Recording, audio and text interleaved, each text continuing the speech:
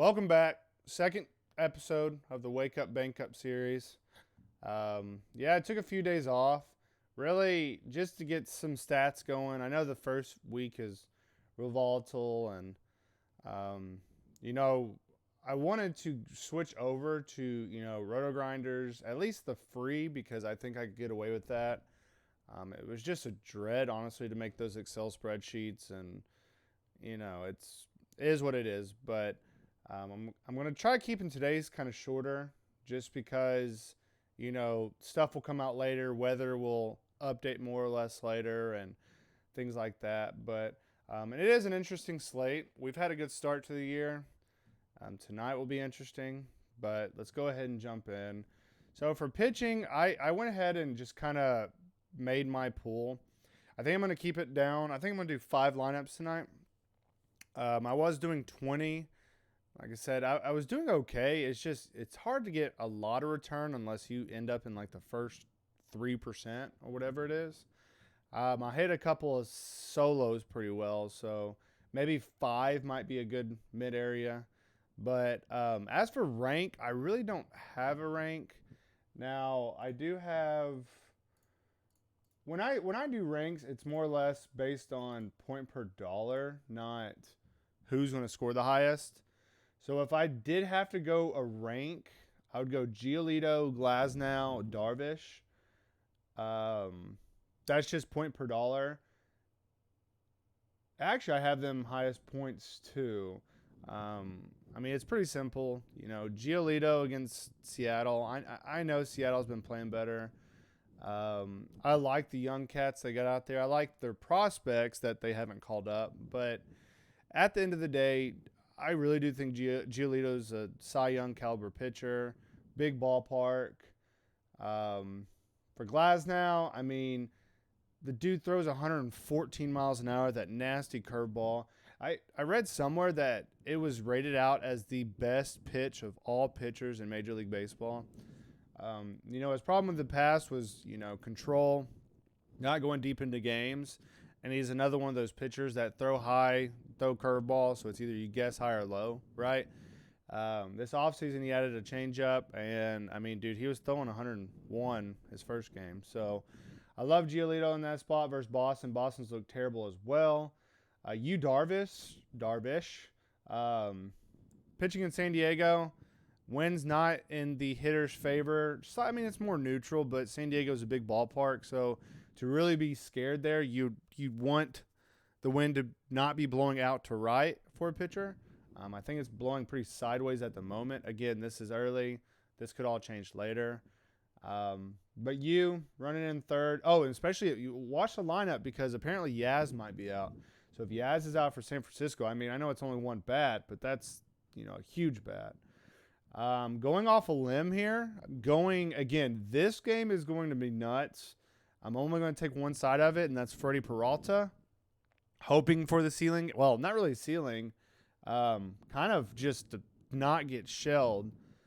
Early reports show it is going to be windy, and the wind's going to be blowing out in Wrigley again. So it's absolutely a tournament play. The dude averages like 40% strikeout rate. So do be careful. He's an absolute boomer bust. He is not a cash play at all. Cubs lineup, I know they got their 4 guys, whatever it is, but that's about it. Paxton, I heard he got his velo back up. So, if he gives you a 20-point game, you're looking at 2.5, which is perfect. If he's got his velo up, I know the White Sox hit lefties pretty good, and they did okay on Justice last night, but they don't scare. I know Eloy being out is one person, but Robert's not hitting the ball great right now. Abreu's not on fire. I know Grandal got a home run last night, but it's like the lineup doesn't absolutely petrify me. When Eloy's in the lineup and then, a Robert or Abreu, and I think Tim Anderson's still out of the lineup. When one of those guys are hitting, that's when you start getting concerned. But right now, it's not a great play. It's a play. It's there. 8.1 makes you 20. Like I said, it's 2.5.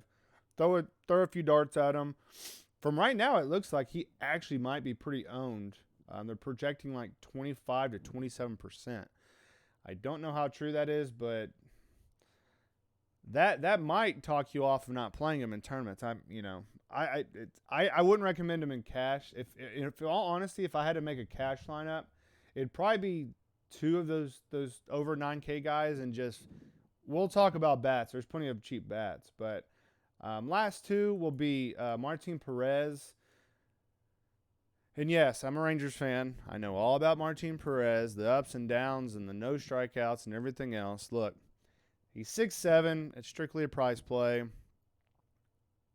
Tampa doesn't really scare me from the left side. I'm sure he has BVP, ESPN BVP, because they've played quite a bit. Let's see. So Zunino, so stuff like that. Look out for Zunino and Brusso. I mean, he's just a lefty smasher. Yandy hits him okay. So, again, it's a prize play. It's not pretty. You're hoping for 16 in the tournament, maybe 18. And that's it. I mean, that's really all I have about it. I mean, Tampa's not hitting the ball great right now. Wind's blowing in pretty good in Boston, and if you've watched any of their games, the ball hasn't been flying out there, so it's kind of in your favor. It's a throw-up play.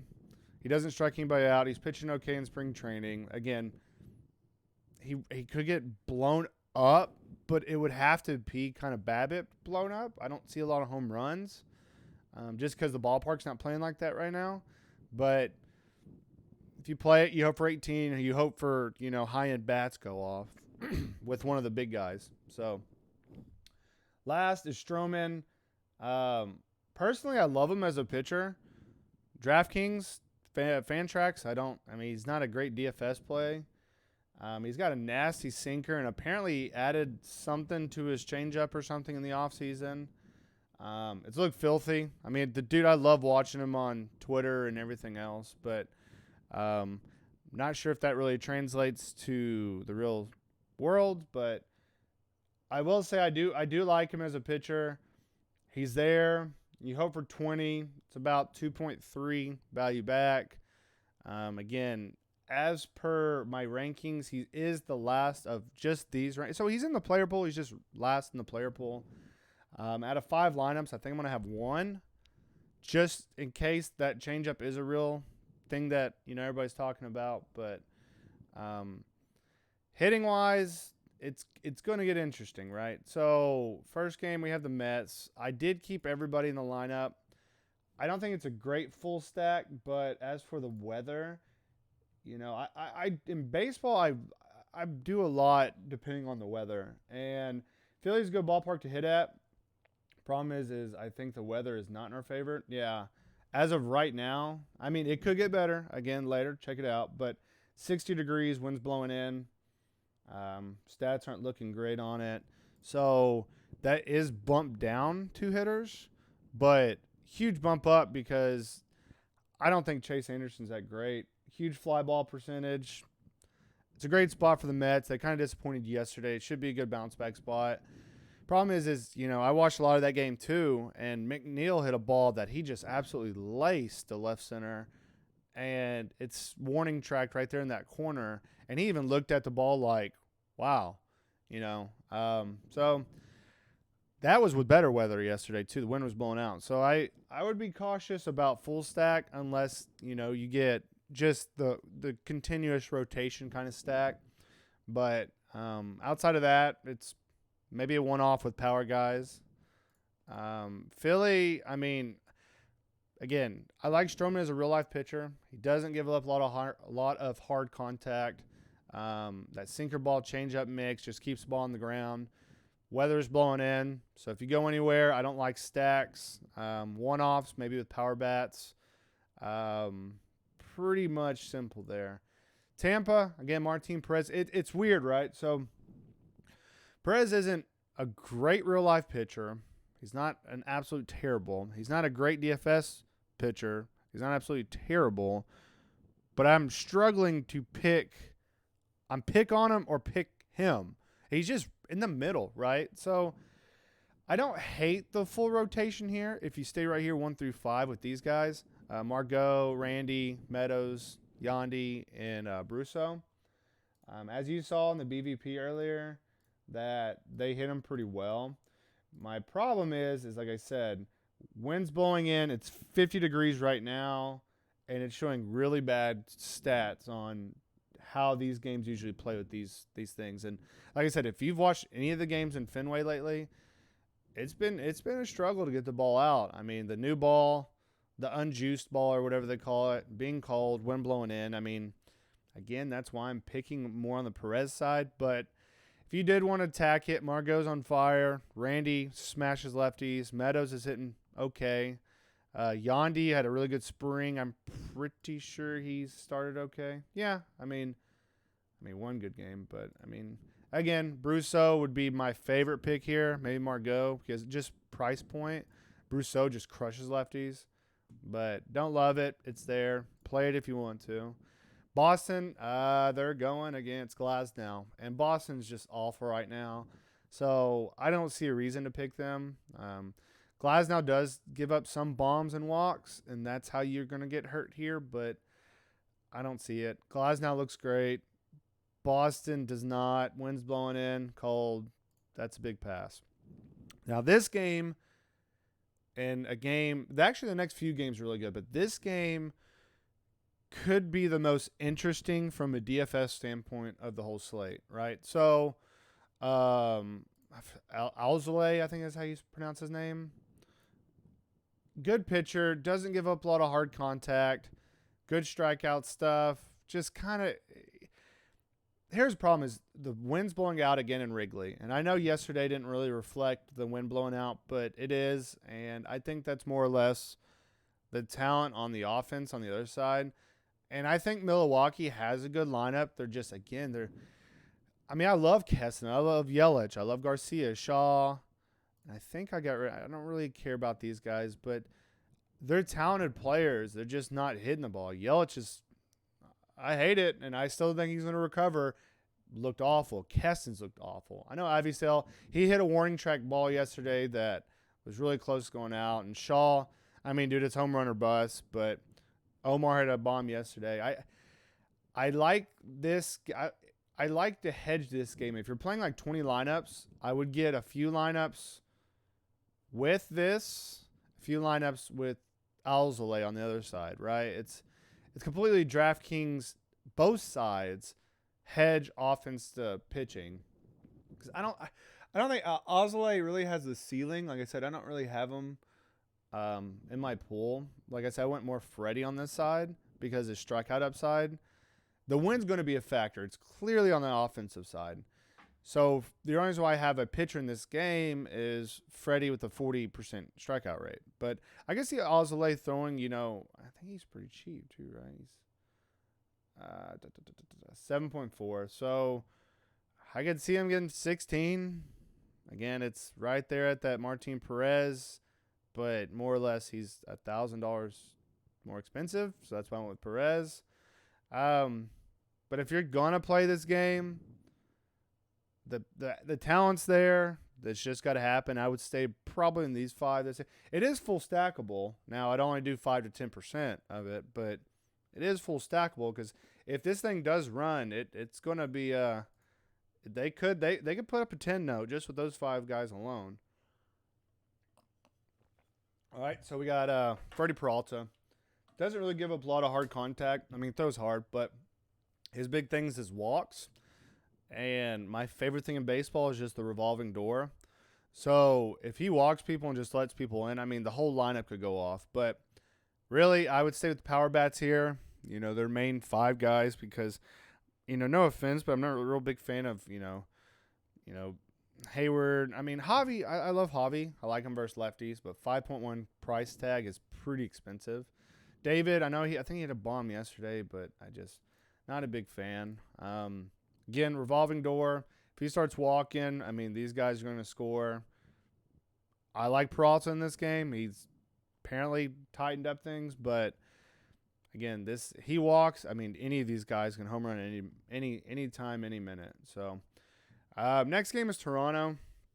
Now, Dane Dunning is going to be the opener, is from what I understood, and he's going to pitch like 3 innings, and then it's going to be Taylor Hearn coming in for like 3 innings.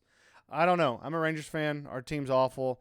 Our offense has been a little bit better, but our pitching has been abysmal.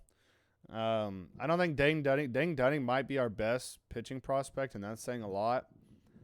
I don't think he's bad. He's just not a DFS pitcher, and he's above average, right? I mean, he's low mid-20s, and he's like 80th ranked prospect or something. So I think the upside's there. I just don't think he'll ever be an ace. Maybe like a 3 on our good team kind of deal. But yeah, so with that, I think if Dunning struggles, Taylor Hearn has the stuff, but it clearly hasn't transitioned to the MLB yet. So if this thing unravels early, our bullpen's terrible. So you got to have some stacks of this out there. I don't really care for Tellez and Jansen, but everybody else is in play. I mean, Simeon's starting to hit. Cavan hit a bomb yesterday. Bo surprisingly hasn't been great. Neither has Teoscar, but I love the Simeon, Cavan, Vlad, Grichuk's crushing the ball right now. So, I mean, you can 5-stack this anyway. I'm not going to have a huge percentage on it, only because I do think Dane Dunning and Taylor Hearn have the talent to keep this reasonable. But reasonable for us is mediocre. So it can unravel, and this stack is absolutely in play. Texas side, I would just take the power side of it, left side. I like this little 2 through 6 right here. I'm not a big fan of Tanner Roark. I know he was good in Washington. Could be completely wrong. No, he was in Washington. That's going to bother me. Roark. I think he won Washington to 18, yeah. I mean, he was never a DFS guy. He was more or less just got things done, right? Like that high-end 3, like Dane Dunning kind of, sort of. I wouldn't say high-end 3, but he was a 3. But he's gotten worse. I'm looking outside now, and it's not pretty, but it's not cold or hot, so I got to assume the roof's open again. The ball will fly a little better. I would love to say I'd like to see a Rangers, make a little stretch of a comeback win today, because they looked awful yesterday. Decent pitching on the mound. The person I do love, and it might be my favorite play of the whole slate, is Gallo. Roark doesn't strike anybody out. Gallo didn't look great yesterday, but he's on fire. So just numbers tell you today he hits a home run. 4.2 for a home run call. You got to love that.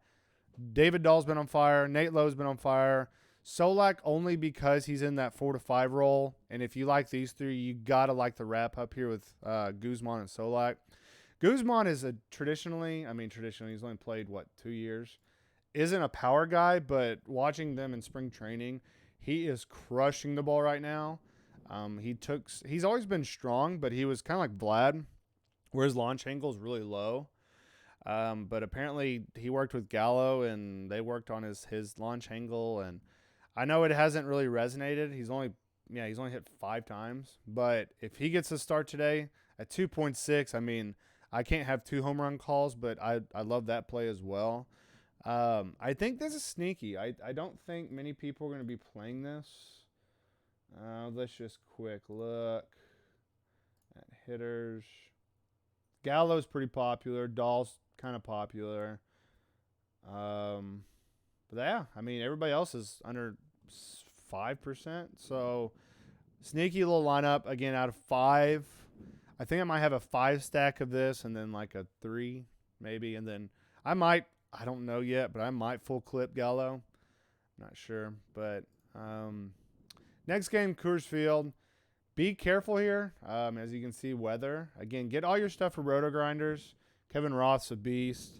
But yellow-orange is not too scary, but it is concerning.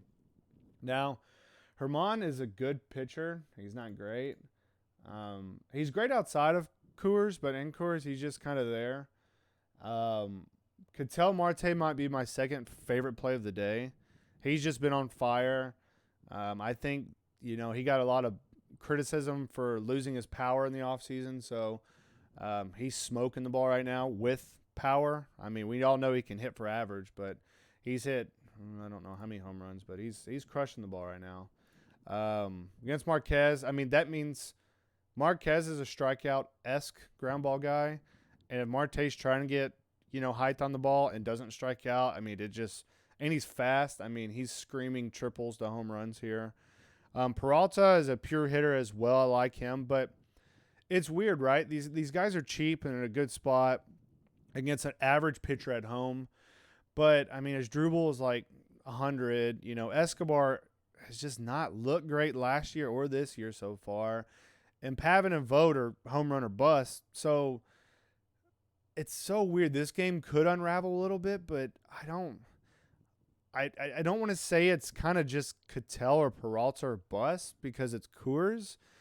And Colorado has a horrible bullpen, but it's on paper it's starting to look that way. So I won't talk you off a full 5-man, but I wouldn't say play this as your typical 50% Coors slate, right? Because Herman's not awful. I mean, he's a good pitcher, but in Coors it's hard to be good, right? But stay right here with your ownership, I think, personally. Sprinkle this in to maybe wrap up at 3, 4, whatever you need to do. But on the other side, we have versus Weaver. I don't know what. So I collect a lot of cards, and one of the things I want to do is make a collectibles channel and open, boxes and packs and whatever. And I'll show you all the stuff I have. And one of the guys I had early was Luke Weaver. And, he was striking out people in the minors, and it didn't really follow him up to the majors. And I know he's been traded a few times and yada, yada, but a contact pitcher is not a good thing in Coors. So I know this lineup is awful. I'm not a big fan. Again, speaking of cards, I collect a lot of Tapia's cards just because the opportunity being a Coors and his speed and everything else should play well. He's starting to warm up a little bit, so I like the play. Huge Trevor Story fan. I hope the Rangers trade everybody to get him. Or just sign him next year, but we don't really do either one of those, so yeah, odds are not great. Blackman, I love him here. Weaver's contact, Blackman's contact. I know he's getting old, but he knows how to hit in Coors. It wouldn't surprise me if he double dongs today. CJ Cron, love the play. Dude is a swing and miss guy. Go into a contact, the strongest guy in the whole lineup. Sign me up. As for the rest, they're just kind of there if you want to fill in. So you have 1, 2, 3, 4 man right here that I love. The rest is just kind of, no offense to any of these guys, but they're just kind of there. One-offs, fill-ins, max 10% plays kind of deal. Next game is Dodgers, Oakland. Pretty simple here. It's the Dodgers. You can play them every night, but I do respect Chris Bassett. So really all I did was Bassett does give a little bit of pop to left-handed bats. And so I just left in the 3 power bats for the Dodgers. I mean, it's not too complicated. I love Mookie and I love everybody else, but they're all so expensive that if you're trying to pay for those 2 9 to 10K guys, I mean, it's probably going to be low owned and you're going to have to throw a few punts out there, but you could do it. But really, if I'm going to have high percentage plays, it would be right here. Belly did get hurt. I don't know if he plays. So you could see more, not Beatty, but Rios. I mean, really, that's all I would play maybe is Edwin Rios. But Belly might not play. Seager's on fire. I mean, if you can get to him, I say 100% play him. Muncie's a great hitter, but I won't have a lot of ownership. If anything, I might go Seager today, but maybe in like 1 or 2 lineups at max, but I don't think I'm going to stack. Oakland is playing Kershaw. I love Kershaw. I know he's not looked great. He pitched in Coors. I gave a full warning to that. His curveball does not do well in Coors. It hasn't traditionally. In Coors, you want something that moves fast or horizontal. If your ball moves vertical, it just does not play well in Coors. And his curveball obviously is his best pitch, and it didn't play well. Here, I don't like him as a pitcher. I think he is declining. I know the back half of last year, his velo was back, but so far this year, it's not. But that being said, he's smart and he doesn't get shelled. So I don't really care for Oakland bats here. It's pretty much that simple. Now, San Francisco's the same way, going against Darvish. Yaz might be out, and that's the only guy I'm really would target in this situation is just a left-handed power. But yeah, there's nothing else to it. I know Longo's hitting well, but why? Why feel the need to go there? San Diego, the wind's blowing in. It's not a great hitting environment. There's no reason to squeeze Darvish if you don't have to, right? Maybe one off, but I'm personally not going there. All right, let's see. Aaron Sanchez versus San Diego. Now, Sanchez was a guy I was high on in like 2016-ish or whatever with Toronto. I mean, a 98-mile-an-hour sinker ball pitcher you got to love. But he had TJ, got traded to Houston. Didn't look great before that. First year, or I guess it was 2019, yeah. His first game back, sorry about that. I really doubt he has a long leash. There's just not much to it. I mean, when's not. Sorry, I had an alert that got me. Not great ball, not a great hitting environment. There's not much here. I mean, if you want to take it, take some power. I mean, he's not a great pitcher, but it's just kind of blah, in my opinion. I mean, San Diego's not ripping the ball. Tatis, I don't think will be in the lineup because he left yesterday. But yeah, it's kind of there. I'd one off it, and these would be my 5. But I'm personally not going to go there. I just don't really care for it much. So the last game is Paxton versus the White Sox. Like I said earlier, I don't see this rotating very much. I think Paxton throws okay enough to, I could see some home run power here, maybe like yesterday that Grandal hit one. I know Mercedes is crushing the ball, or just he's really hitting for average, and it's just kind of adding up. Yesterday he was pretty high owned. I don't think projection has him high owned again. For now it doesn't, but yesterday he was pretty high owned. It's hard, baseball is one of those things you take streaks, and it's hard not to pick him because he's hitting the ball well right now, and he's seeing it. But it's got to stop eventually. I mean, no offense to him, but he was kind of a sub-average prospect. He's just getting playing time right now. If you want to go there, he's 3.5. I don't hate it, but that's about it. I love Moncada, Abreu, and Robert, but all 3 of them are kind of just not seeing the ball well. Paxton, I mean, if they were seeing the ball well, I would like this stack a little more, but it's in Seattle.